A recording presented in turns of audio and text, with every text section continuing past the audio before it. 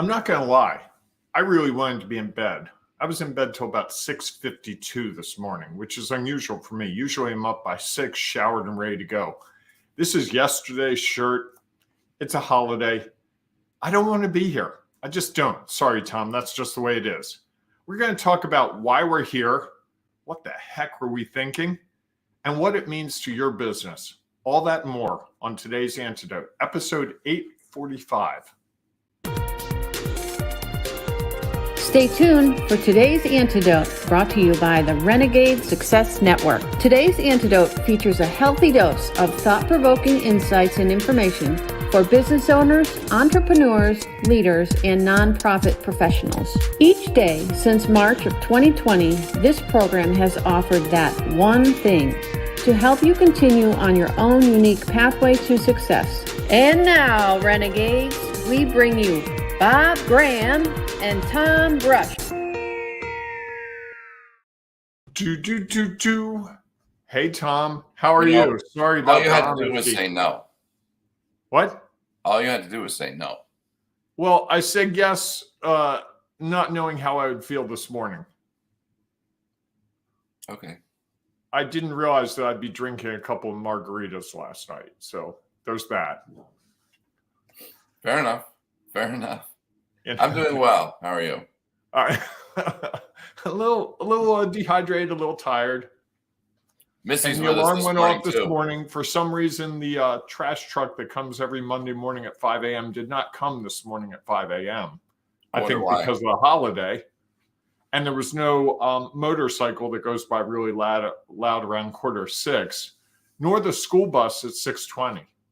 So all the signs of stay in bed were pointing to stay in bed. And I kept hitting the snooze button, which I never, ever, ever do. And I did it, and the last snooze was at 6:48. I'm like, oh, what was I thinking? Maybe I'll text Tom and just tell him I don't feel like doing this. Why didn't we do this later? And all that's going to relate to our topic shortly. So let's get to it, because maybe I can go right back to bed, because this is the shirt I had on yesterday. Fair enough. Missy's with us. This might be a good episode for you, Missy. Oh, hey. Ironic, I'm working right now on my presentations for Wednesday. Oh, come on, Missy. If you're like Tom, if your presentation was Wednesday, you wouldn't even be thinking about it until Tuesday night. You're Not way true. ahead of the curve. Not true. I think about it. I just don't put it together. Oh, okay. And she says presentation, so plural. Yeah. I feel for you, Missy. I really do. All right.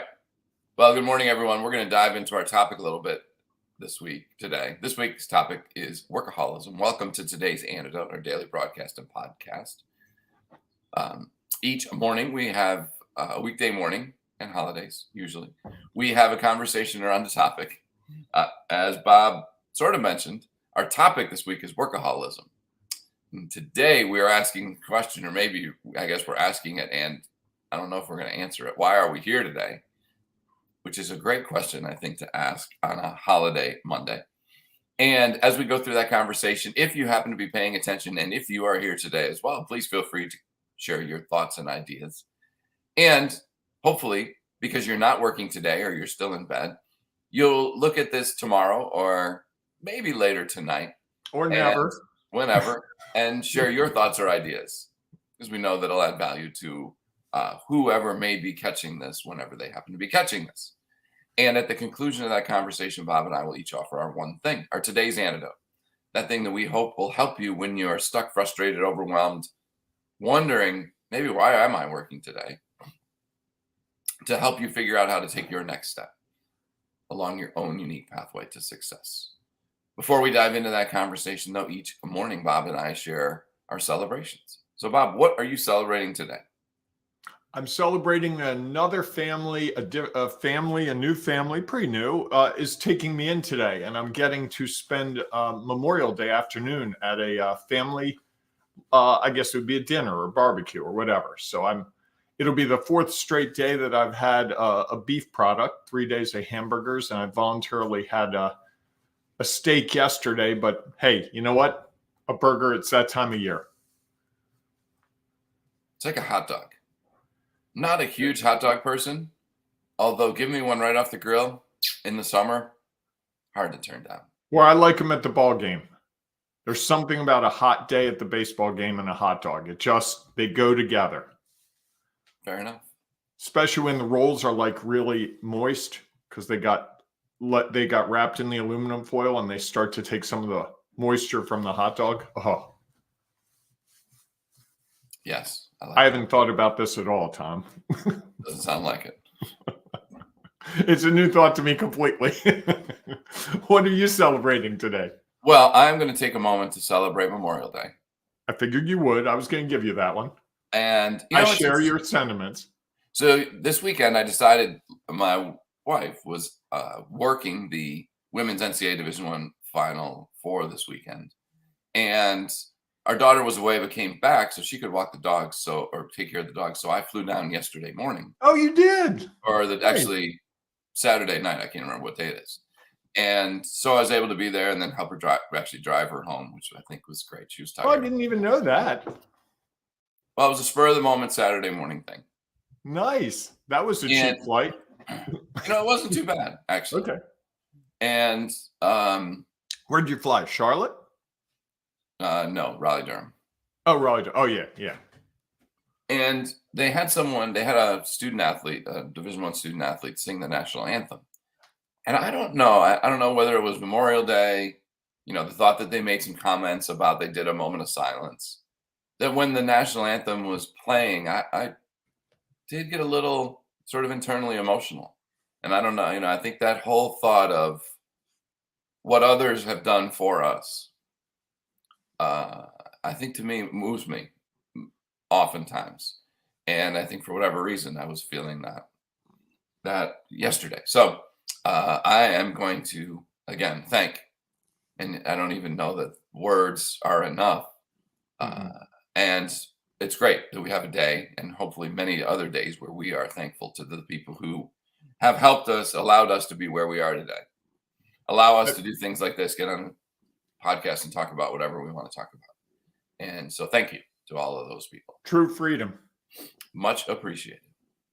Have you ever been to Tomb of the Unknowns? I have. That'll stir you.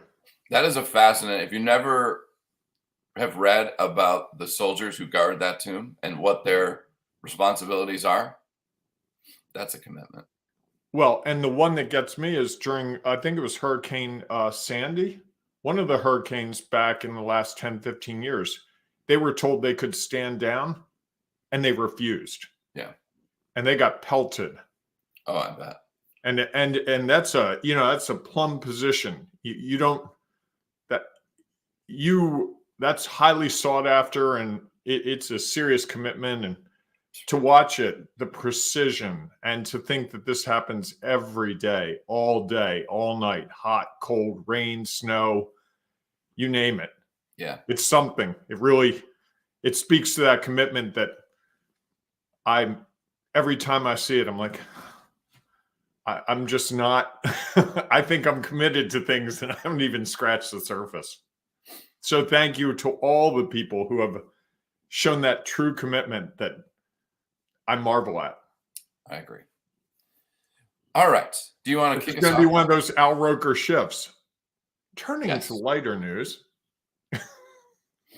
Yes. See, I'm ready, NBC. Call me up. I'll even bring the cat on the show. Well, and it's interesting because we're going to talk about, I think a little bit of our conversation today is commitment. Uh-huh. I think. So I don't think it's the same level of commitment, being honest, but I did not make that assumption. I just wanted to be clear. Saying that still could be a commitment. Do you want to kick us off with this conversation about workaholism? Yes. So it's funny. Over the 3 years of doing this program, you and I have waffled back and forth about our commitment to these holidays.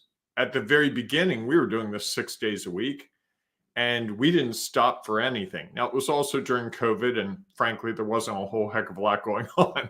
You couldn't fly to Raleigh on the spur of the moment, if only, right? That looks like beer today, Tom. That looks like... Nope. Okay. It looked like a beer just the way there was a little foam on it. I'm like, oh, that's a little little day drinking early, but you do you. Fair enough. So I think we were very committed because of the circumstances. I think since then, each time a holiday comes up or a conflict, we have more of a discussion. And I think you and I are both prone in our own ways to be workaholics. And I would define a workaholic as someone who puts work ahead of everything else without any thought for the options. And I would also tell you, I've realized in the last couple of years that you can be a workaholic for other reasons, like you can avoid things like problems with your family or, having to do chores or whatever. And I'm guilty of that at times too. I've tried very hard. Like today, this is the only thing I'm doing for work today. I've got 4 or 5 hours at least that I could fall into doing it. It's a gorgeous day out. I'm consciously telling myself I'm not going to do it. Like I didn't even look at my email this morning, but it's an effort. I mean, it's, workaholism. I hate to say it's an addiction, but in some ways it's an addiction. And it's difficult for me at times because when tomorrow comes and I look at the 309 emails right now. Wait, you just looked at your email. Right, but I haven't looked at the emails. They're there. 309. So by tomorrow, there'll be probably 400. That's a lot of email to roll through, unless I just say, you know what, whatever, and delete them all without looking. And there are times today where it will weigh on me. If I'm here and I come in the room where my computer's set up, I'll be like, I should just take 15 minutes and make sure nothing's going on. But what really hit me, I don't know, maybe 6 months ago is I took a day that I had meetings. I canceled 2 meetings and I didn't work that day because I had something else come up that frankly was fun. I was like, you know what, whatever. And I was shocked. No one called me. Nothing happened. The world kept spinning. And I'm thinking, I can't do this. I can't do this. And it really struck me that maybe this was in my head. This wasn't the world needs me as much as I think they need me. It was just, hey, you know what? You can have the day. And I've tried to be much better about that since then. I think it was Wednesday last week. I canceled a meeting and took the afternoon because I had the opportunity to. And no apology. I didn't work all day Saturday to make up for it. I'm not working today. No apology. So, but it's a constant, for me, it's a constant conscious effort not to work more than I can. And there are days where if I'm in a bad mood or if certain things happen, I'm like, you know what? I'm just going to work because then I don't have to think about it. I don't have to deal with it. I can avoid things very easily by working. And I bet there's someone right now going, oh yeah, my kids are home and I'm just having an issue and I really don't want to engage with them. So I'm going to check my email for a little while. And it's accepted. We rank that in so many offices. What's the first thing you're going to ask tomorrow? Oh, hey, how was your weekend? Oh, I worked all weekend. Oh, wow, you're really dedicated. You're such a great employee. Versus, I'm sorry, it's a 3-day weekend. You didn't get paid for Monday. they paid you when they said you don't have to be at work. And I think as I look back, there's so many times that I chose to work on holidays. My choice, not my employer's choice. But I would tell people, I had to work this morning. Now, there were several times where I worked at jobs where I had to work on the holiday. Sure. But not now. I mean, I'm my own boss. I could have easily said to you, hey, Tom, have fun with the program. Knock yourself out. I'll see you Tuesday. And we had that discussion, but we didn't have that discussion in a way where our premise was, I think, for each of us, we should do it. And I wonder if it might have been, if it would be a different thing if we said, you know what, July 4th comes up on a weekday, it's a holiday. Let's model the behavior that I think we would encourage our clients to do. I don't think I would encourage my clients to work today. I think in fact, I have a meeting with one every Monday morning. I told him, hey, go enjoy the day. And he was like, oh yeah, I'm looking forward to it. Well, it's interesting, I think. I threw a lot at you. Sorry. No, that's all right. I was just trying. I don't want to share this unless you want to share this. part of our conversation. So I'm going to start. Sorry. I don't think there's anything related to this that you can't share. Go ahead, spin the wheel. Well, when we were having this conversation, you were sort of like, well, I actually did realize that I had 4 appointments booked for today. Right. Before I realized that it was a holiday. Well, but my calendar is available to people to schedule. It wasn't me not realizing. I started to see the appointments. Then I looked last Wednesday and saw, oh, shoot, Monday's a holiday. Oh, it wasn't you? So you didn't go in and put a block on the day? I didn't. So not just out of, I don't know why in my head, I was thinking next Monday was Memorial Day. Is that blocked off? No. So I think part of it is that we almost make that assumption. We don't go ahead. Like I think some people do. They go ahead and they're like, okay, start of the calendar year, I'm blocking off all the holidays so that, especially weekday holidays, so that no one unintentionally, or I don't unintentionally schedule something. You know, I have some. Hey, that's a good idea. I think I might do that today. Oh, wait, no, sorry. I'll do that tomorrow. It's correct. You weren't doing any work today. Well, but I think funny, literally in my head, I'm like, right after this, I've got to do that. Because it seems to make sense, so you don't forget it or whatever. It'll only take 10 minutes. What's 10 minutes? Right. And who knows, by tomorrow morning, somebody gets up and they already schedule on all those dates because they're like, wow, that date's wide open for Bob. I wonder why that is. And I think that that's a little bit of the mindset that we aren't in, is to say, what are our priorities? And if the holidays were our priorities, we would, at the start of every year, go in and be like, July 4th, out, blocking that. Memorial Day, blocking it. Labor Day, blocking it. And Thanksgiving. And I think more and more of us are like, oh, shoot, how did that meeting get scheduled on this day? It's because we were like, oh, I'm going to, I have a meeting on the last Monday of every month. And just go through and automatically set it up. And then you're like, oh, wait a minute. Now I got to shift that. And I think that's part of the challenge, I think, for us is how do we prioritize? We leave our calendar open because we prioritize that work conversation. I mean, I had this. And so I think that's a fascinating look at where we're at. And I think it'd be interesting for you to share like the 4 people who you reached out to. I guess you shared 1. How many of the other 4 didn't even realize it was a holiday? No clue. Not a thought. In fact, they're like, oh, dude, thanks so much. Yeah, I wouldn't have been there. And one said, hey, why don't we just go ahead with it? And I said, I've done this in the past. My experience is that doesn't work real well. So how about if we just cut to loss? Because I'm one of these people that if I say I'm going to be there, I'll be there. And it's going to really upset me if you're not there. Sure. And he was like, yeah, okay, you're right. And it was 4:00. So, it's prime barbecue time. Or I guess today it's going to be prime NASCAR time because the race got postponed a day. Well, let me share what Kelly has to say. It says our society rewards the idea of self-sacrifice that includes working on what is designed for rest, like holidays. And note the irony that we're talking today. The holiday today is about people who made sacrifices. Sure. So we've got that juxtaposition. We're celebrating people who made the ultimate sacrifice today, and we're having a discussion about we shouldn't sacrifice ourselves, or maybe we should sacrifice our work self and say we have the alternative, the availability. Because one of the things I think you and I find whenever we coach people is there's a lot of wasted time. And I don't know about you, but when I had a job where I would work 5 days, and then there was stuff I had to do on the weekend because we got behind. And if I worked the whole weekend and then came back the next week, invariably I would screw something up. And I'd be really hard to deal with. I would just be a jerk because it's like, well, I worked all weekend. You guys didn't.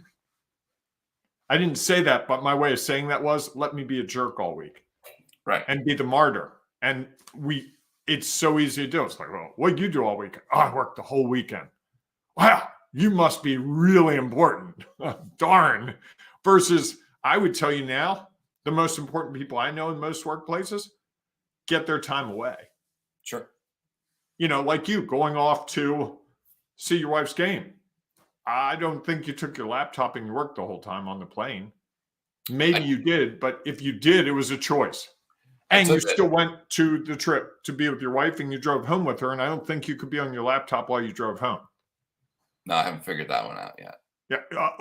Believe me, I've spent many an hour going, boy, if I could make this trip and be working on my laptop at the same time, this would be the greatest thing in the world. I think that's where self-driving cars will really hit their stride with all the people that want to be able to work 24 hours. In fact, I know 2 people that hired drivers just so they could be effective on their drive time.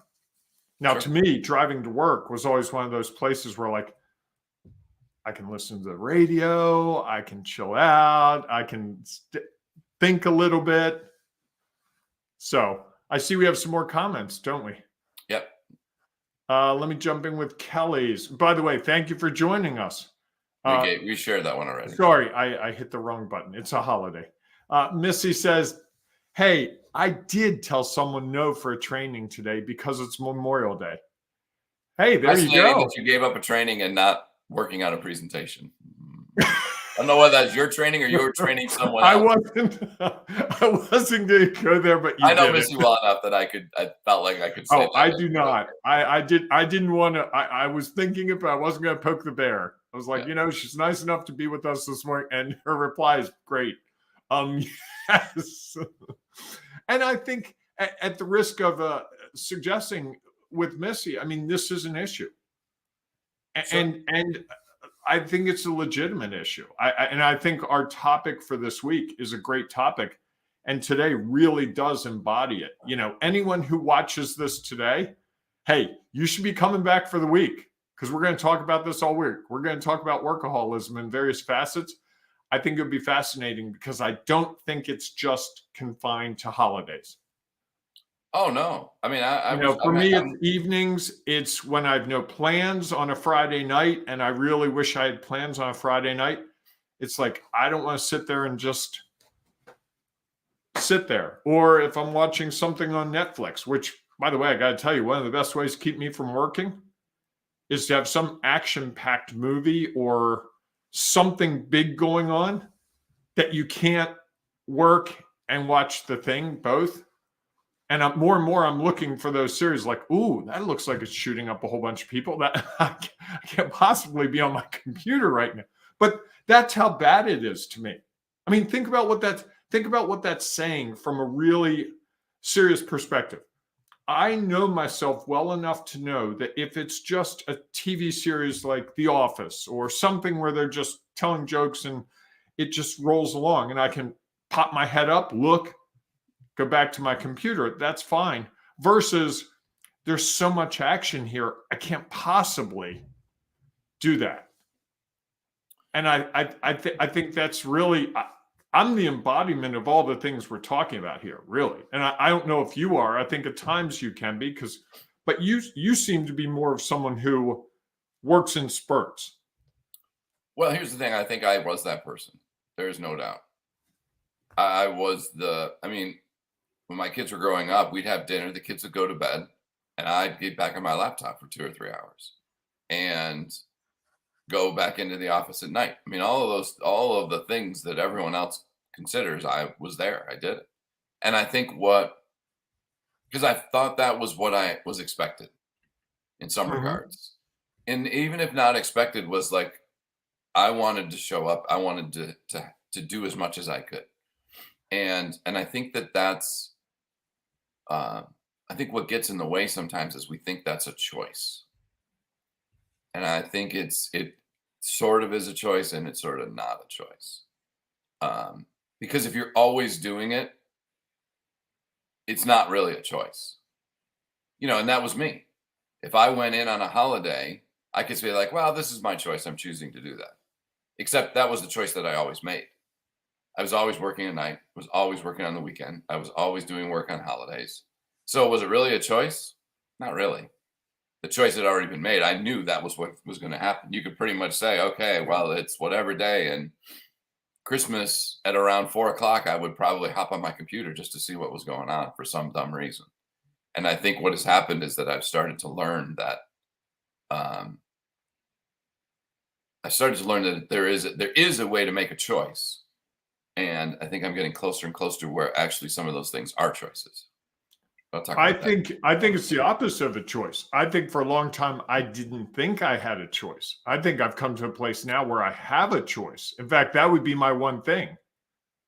That's a choice. I didn't believe it. I believe to be the great employee, which comes to Kelly's comment, we need to stop rewarding workaholic people, and then it will be easier. I struggle with this daily. I worked way too many holidays and weekends to the detriment of my family. It was with good intentions, but I didn't feel I had a choice if I wanted to get ahead. And I think for women, it's a whole different animal. There's an extra layer of that because of the whole, if you have children and being a mother, I don't know how you balance that. Because it puts the position, I didn't have children.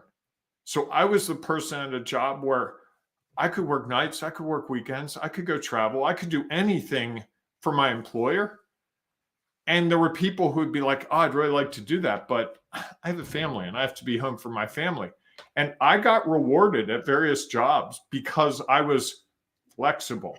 Always available. I remember one job, it's like, Bob's always available. Well, sure I am, because I don't have children. Now, I think in some ways, if I had it to do over, I didn't realize some of the cost that was, nor did I realize how much of a, quote, advantage it put me in some workplace situations. And I think guys have an advantage over women because I think it's easier for them to say, hey, you know what, I'm just going to travel this weekend. We've culturally, we've been much more comfortable with, oh yeah, it's a guy who's going away for the weekend for work. If it's a woman going away for the weekend, it's like, oh wow, I thought she had children. How's she pulling that off? And I think we're better about that, but we still struggle with that. And I think that's another layer of this is what do we sacrifice when we work as a workaholic? I have missed family events. I've missed parties for friends. I've missed opportunities. I've done things, I used to teach in the evening at least one night a week for years. It would just be inconvenient. Sometimes like all my friends were going to a baseball game. Hey, want to go to the game? Oh, I can't, I'm teaching. Now I love to teach, but there were other teachers who have been like, hey, why don't you give your class a night off or give them work that they can do? You go to the game and they can do work online or whatever. And I think we just, it's really what Kelly said. We need to stop rewarding the people. And we don't do it like, yay, you're awesome because you worked. We do it in a more subtle way. If it were overt, I think it would be easier to address. But this is kind of, I think there are people who are going to look at this title and be like, oh, come on. What are these guys? These guys are knuckleheads. Why are they talking about this? This is just the way you have to do it to get ahead. Because I always thought that. In fact, that's one of the things I like at generally millennials. It's very interesting. The research when they first started getting into the workplace was millennials tend not to, they're much more confined with their work. They want work-life balance legitimately.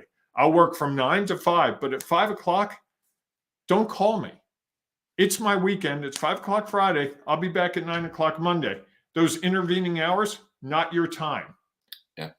And I remember talking to one of my students who was like, they called me on Saturday and they actually thought that I was going to do something. I was like, I'm sorry, it's not Monday. Are you going to pay me extra? And they're like, no. And she was like, okay, I'll see you Monday. And I'm like, man, how evolved is that?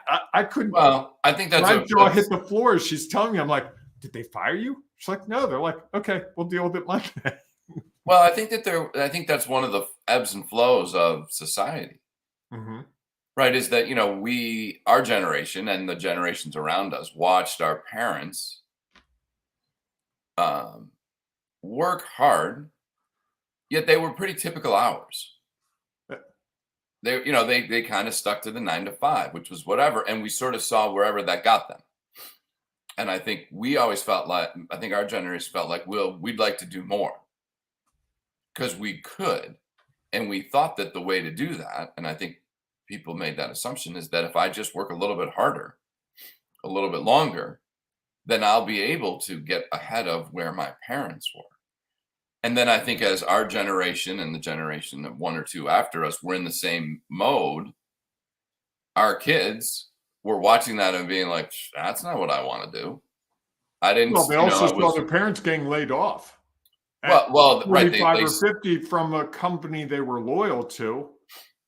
And the reaction was, whoa, maybe that 100% loyalty to a company that's not going to reward my parent for that. Maybe that's misplaced. I will tell you, my loyalty to my employers was far greater than any other loyalty to anyone in my life, including at the time my spouse. I'll admit that. And I don't think I'm alone in that when you really get down to it. And Sure. it No, had I would an agree. effect. And I think what happens is that as everyone watches that, they're like, well, why would I go over and above when my employer isn't necessarily going to go over me? And I think Missy's point, which she shares here, is a good one too, is our parents didn't have total access.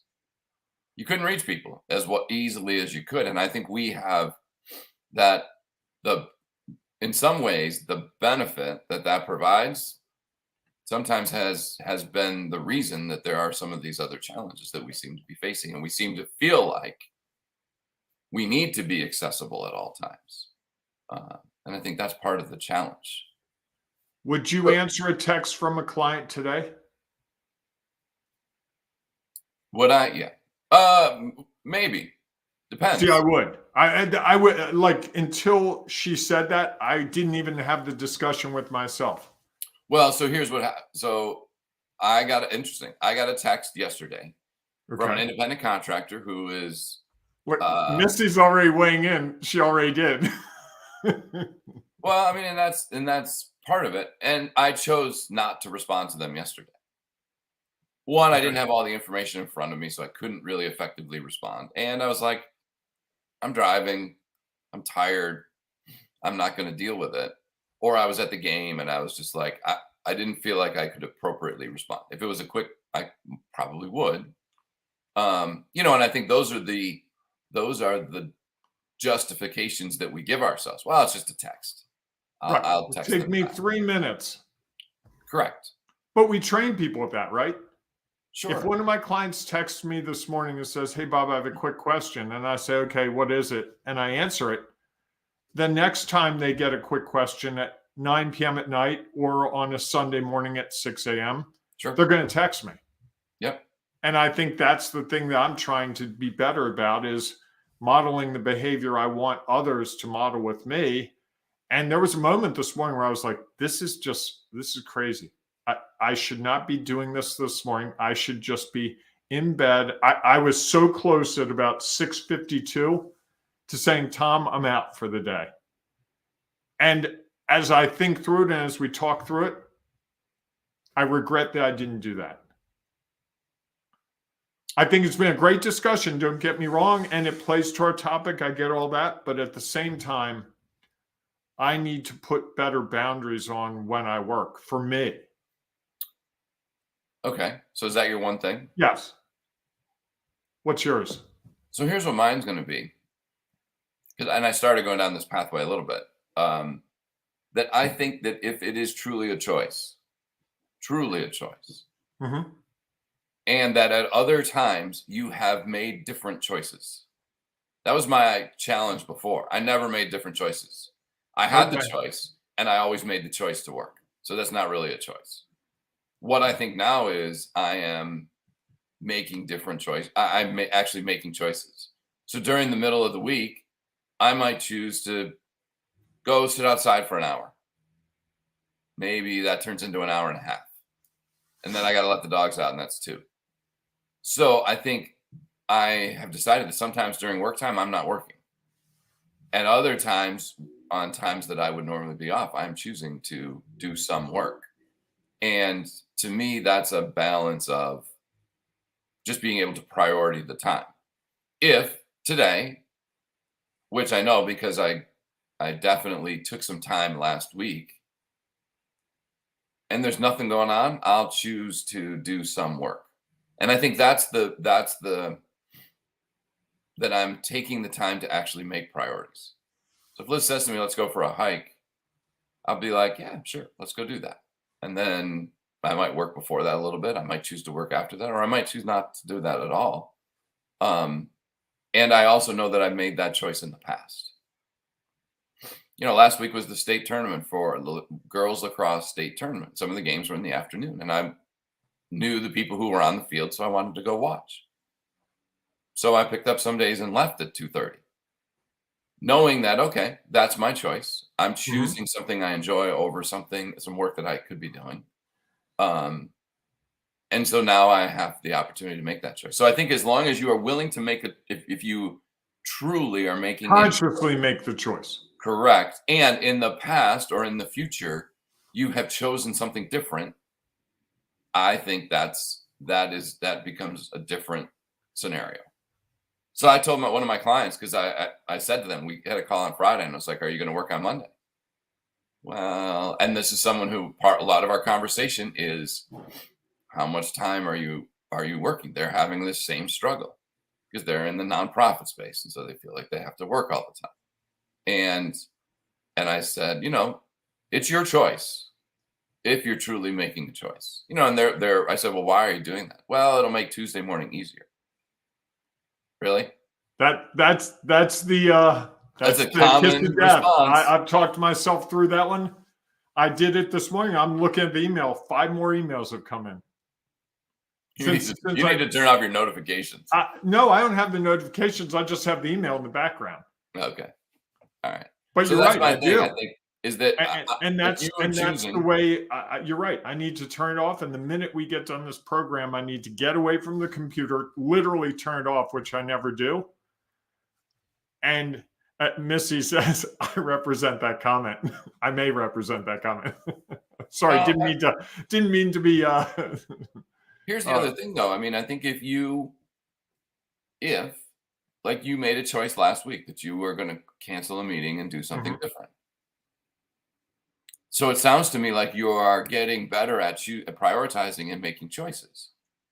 So if you felt like, you know what, there is nothing, I don't have any other thing to choose for at the moment except maybe going back to bed. Right. Which could be valuable. And you could say, hey, I honestly could choose to go back to bed and do that.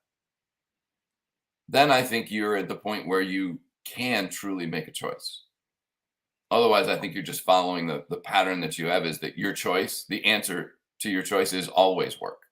That's me. And I will feel guilty all day today. All day if I don't work.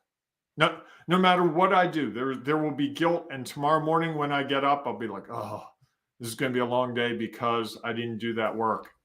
And I think that's where I've got the opportunity to grow, is to let go of that and just say, it's a choice. And you're right. I do take time from, if there's something really compelling, I'll do it. But there's not, there are plenty of afternoons this coming week where I should say, hey, Tom, you know what? Let's go hit golf balls and have a meeting.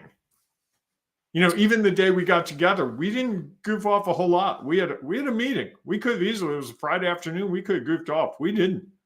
I mean, we talked a little bit about non-work stuff, but okay, a lot. I think about it. I can't help it that my life gets in shambles. That's the way it is. Well, I think, and that's the thing is, right, I think that if you are legitimately able to make a choice and you are not just prioritizing work to prioritize work, then I think that's your choice, and that can be okay. And I think that if we can get to that point where we can legitimately say, I'm not working today, it's a holiday, and walk away from it, now I think we're making progress towards the ability to truly make a choice of, do I want to work at it or not? I know that, my kids aren't around, so it's not like I have to worry about them. Right. I think Liz has made plans to work out at some point today, and I'm a little sore from working out the other day, so I'm not. And so if I choose to use that time where I really don't have anything else, and I say, I could sit around outside because it's a beautiful day, or I could do a little bit of work, I think that's a choice. And I think I am getting closer to the point where I am willing to prioritize other things over work.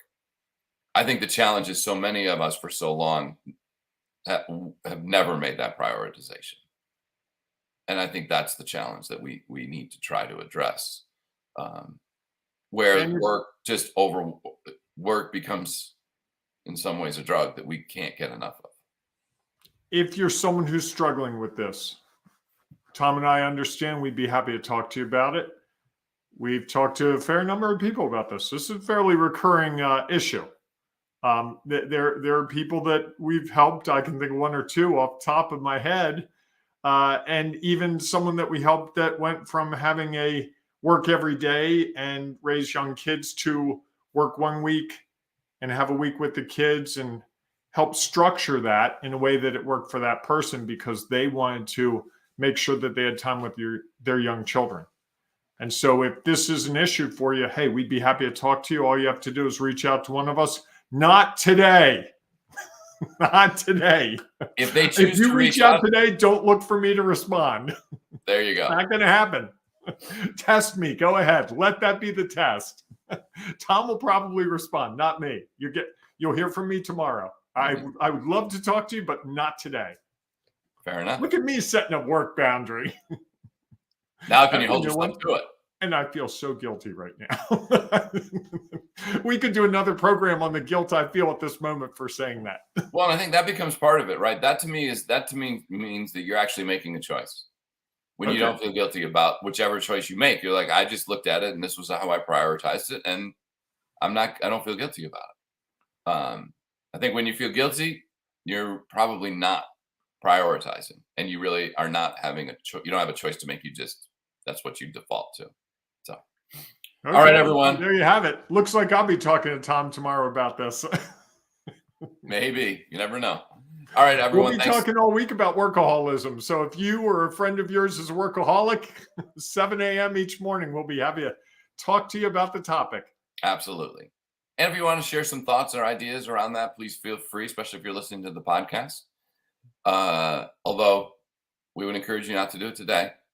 Join us in our Sculpt Your Business Facebook group where you can share your thoughts and ideas there.